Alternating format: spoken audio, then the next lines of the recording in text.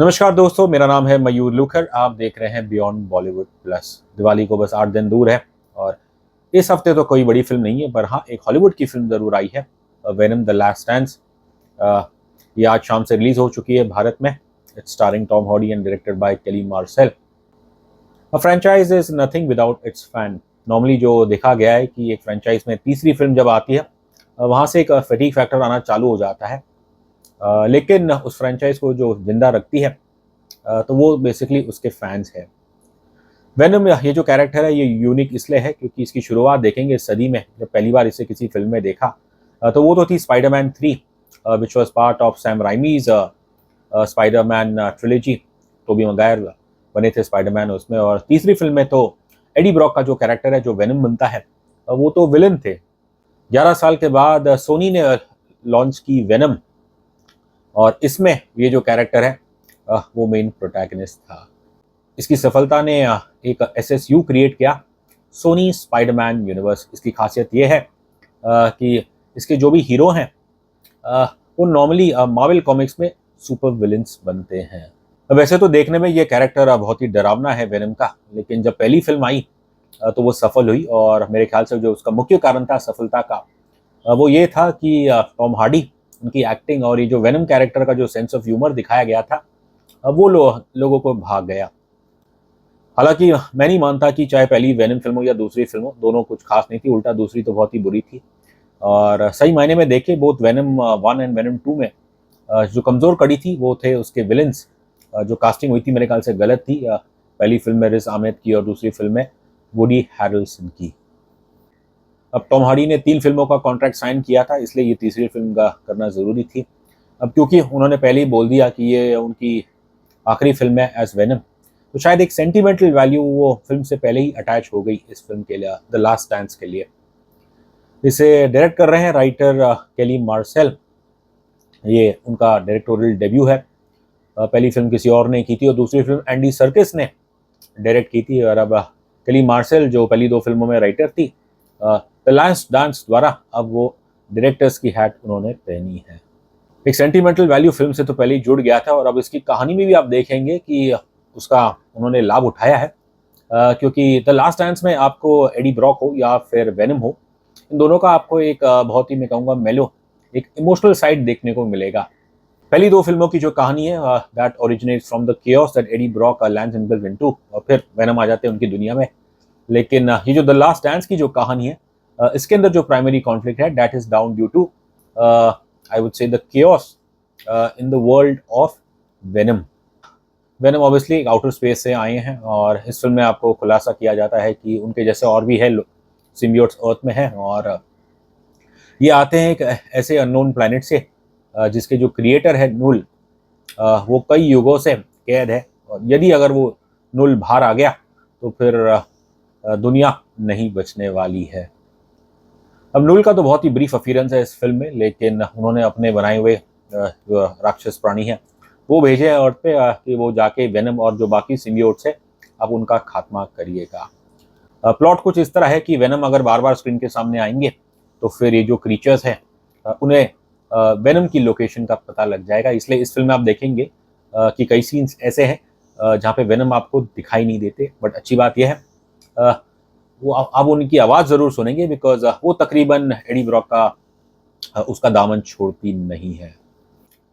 मेरी नज़र में लास्ट डांस की कहानी इस फ्रेंचाइज में सबसे पोर्टेंट है। अब इसके अंदर आपको एक लास्ट डांस देखने को मिलेगा।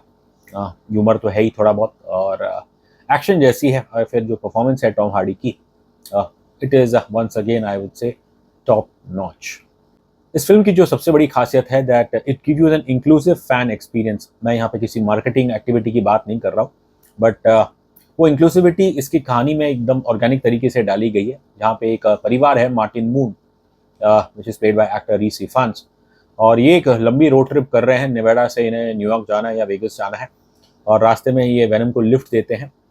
और इस जर्नी के दौरान आप देखेंगे कैसे एडी ब्रॉक, हालांकि वो बोर होते हैं इस परिवार की बातों से, लेकिन जो हमारे वेनम है, वो बड़े he has an affection for this family. तो वही है कि इस फिल्म के अंदर आपको एडी ब्रॉक हो या फिर वेनम हो, इन दोनों का आपको बहुत ही एक मेलो और एक इमोशनल साइड दिखाई देगा।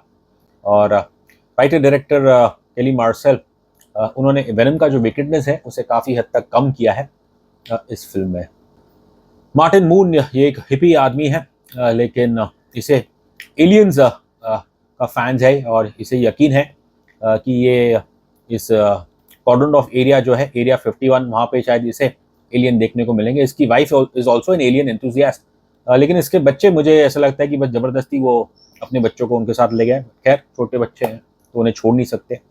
और हैरान करने की वाली बात यह है कि ये जो फैंस है एलियंस के, ये तो फिल्म के जो क्लाइमैक्स सीन है, एक्शन सीन है, उसमें भी आ जाते हैं। Although this is very silly कि आपने अपने परिवार वालों की जान जोखिम में डाली, लेकिन मेरा ऐसा मानना है इस मार्टिन मून और इनकी फैमिली द्वारा केली मार्शल हमें ये दिखाना चाहती है कि फैंस किसी भी हद तक जा सकते हैं अपने सुपर हीरो के लिए, और इस कहानी में वो भी अपने वेनम को बचाने के लिए थोड़ा बहुत योगदान करते हैं। तो उस हिसाब से मेरे ख्याल से यहाँ पे एक आपको इंक्लूसिव फैन एक्सपीरियंस देखने को मिलेगा।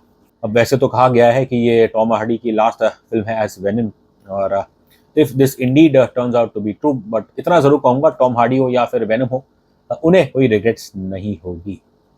जैसे कि मैंने पहले कहा कि आपको यहाँ पे वेनम का इमोशनल साइड देखने को मिलेगा, और एक बड़ा अच्छा सीन है जहाँ पे वेनम ऑब्वियसली एडी ब्रॉक जा रहे हैं मार्टिन मून की फैमिली के साथ गाड़ी में, और उसमें तभी ये परिवार एक बहुत ही अजीब और गरीब गाना, शायद वो एक मून फैमिली सॉन्ग होगा, अब सुनने में तो इतने खास नहीं है बोल, लेकिन एडी ब्रॉक पक रहे हैं, लेकिन जो हमारे वेनम है वो उस परिवार के साथ गा रहे हैं। जाहिर है ऑब्वियसली परिवार नहीं देख सकते वेनम को या सुन सकते हैं, और यही खूबियत है आई थिंक इस तीसरी फिल्म की कि आपने एक ह्यूमनाइज कर दिया है काफ़ी हद तक वेनम को। और अब फिल्म में कहा भी गया है कि वो 1 साल से एडी ब्रॉक के साथ है, और खैर जब इतना अपने समय बिताया है तो जाहिर है कि एक सिम्बियोट भी उसके अंदर का जो मानव है वो भी जाग उठेगा। टॉम हार्डी काफ़ी थके हुए लग रहे हैं इस फिल्म में आप देखें, खैर लेकिन जैसी उनकी शुरुआत होती है बार में वो पीते हैं, हैंगओवर रहता है, और उसके बाद फिर एक कमर्शियल फ्लाइट जो है उसके ऊपर वो ट्रैवल करते हैं, वेनम चिपके हुए हैं, और उनको साथ में उन्होंने अपने एडी ब्रॉक को भी चिपका रखा है। और जब एडी ब्रॉक गिरते हैं आसमान से, ऑब्वियसली वहाँ पे लॉजिक गया तेल लेने, वो सीन थोड़ा मुझे ऑफ पुटिंग लगा। और बट फिर आगे का जो एक्शन सीन है कि कैसे वेनम एक घोड़े के अंदर वो समा जाते हैं, और फिर उस घोड़े पे बैठ के एक जेट स्पीड में हमारे एडी ब्रॉक वो पहुँचते हैं मैक्सिको टू नेवाडा। तो जाहिर है जब आपके ऐसा वर्ल्ड राइड हो तो फिर वो स्ट्रेस आपके चेहरे पे दिखेगा, और क्योंकि यहाँ पे एडी ब्रॉक उनकी हल्की हल्की सफ़ेद दाढ़ी भी दिखाई गई है, तो वो उस हिसाब से ऑल द मोर मैं कहूँगा टायर्ड लगते हैं।